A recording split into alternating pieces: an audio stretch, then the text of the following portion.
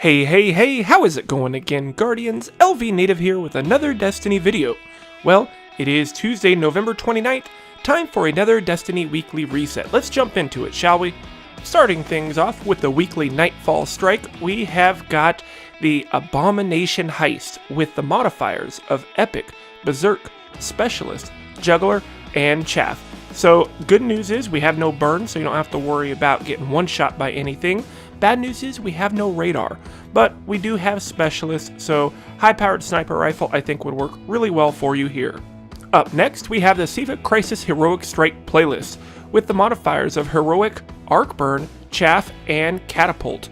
Now make sure you do at least one of these to get your hands on a Radiant Treasure, as this is the only way to do so without paying for it. And you can also do this up to 3 times for some extra legendary marks. For our weekly PvP event, we can either do the Freelance 3v3 playlist, or we can do the Combined Arms. So if you're one for vehicles and big open maps and stuff like that, this is going to be a very fun playlist for you to mess around with in this week. For the Wrath of the Machine raid, we are back to the Vosic Challenge. This is the one where you have to destroy him in less than 3 damage phases, and you have to also destroy 2 of the protective rooms at a time in order to complete this. So we only have 2 challenges, it goes back and forth. This time we are back to Vosic. Heading on over to the reef, don't forget you can go still see Petra and increase her rank to get light level relevant weapons and armor just by taking her bounties and completing them. So if you're still looking for something from her, just come and pick up these bounties, make sure you knock them out. You'll be raising up that level and collecting those packages in no time. As well with Petra, we also have Verax that we can see and level up. Now, if we are going to be doing anything in the Prison of Elders, just make sure you pick up these bounties, as it will help give you a little extra experience in the House of Judgment to help level him up and get those weapons and armor rewards even quicker. And speaking of the Prison of Elders, don't forget, if you are still needing the Sterling Treasure packages or any armor that comes from them, this is your one and only place to get it now in the level 41 Prison of Elders. Now it is matchmaking, so just jump in there, slaughter all 5 rounds, and kill the boss and collect your treasure box at the end to get that Sterling Treasure. And if you were doing the Challenge of the Elders to appease Verax, this time around we have got Brawler, Grenade Kill Bonus, and Small Arms. This ought to be a fairly easy one for you to solo, as the Grenade Kill Bonus is an easy one to accomplish, and Small Arms is just going to give you that much more firepower to destroy those baddies. Also, don't forget to step into the tower and go see Lord Shaxx to pick up your weekly Crucible bounty. This time around, we have Taking Control, so it's going to be in the Control match type.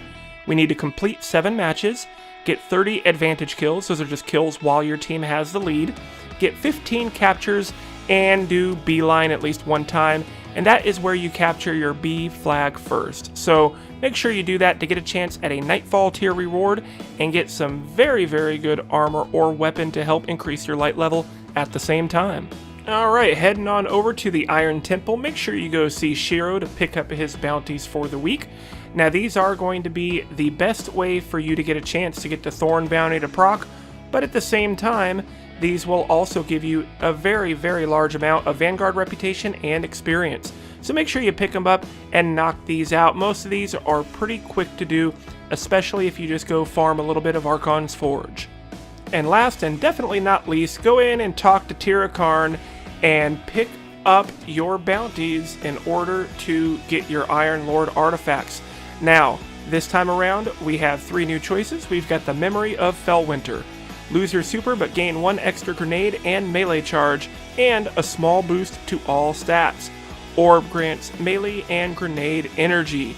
So, of course, this is going to have a very high discipline and strength roll, as intelligence is not needed if you have this equipped, since you won't have your super. There are certain classes that can make very good use of this. We'll talk about that in another video. We also have the Memory of Timur. This is melee attacks on minor minions of the darkness have a chance to temporarily turn the enemy against its allies. This can be a very fun thing to run with in PvE. You know, being able to turn knights and stuff against their own is kind of fun to watch. So if you still need it and want this one, it comes with a straight strength roll. It's a little bit on the low end, but if for some reason you haven't picked this up yet, go ahead and do that and add it to your collection. And last up, we have the Memory of Perun, with a straight discipline roll, again a little bit on the low side, but the ability of enemy guardians with full supers and all enemies with low health are highlighted. This can be a pretty useful perk as well, not only in PvE, but PvP as well. In trials, if you can pinpoint and immediately tell your team who has a super and who doesn't on the other team, that can be a very big benefit for you. Alright guys, but that's going to wrap it up for this week's weekly reset. Remember to smack that like button if this was helpful or you found it interesting at all. Also, if it's your first time here, don't be afraid to smack that subscribe button and turn your notifications on, so you'll be the first one to be notified as soon as I release a new video. But as always, this is LVnative, you guys are awesome, and I will see you in the next one.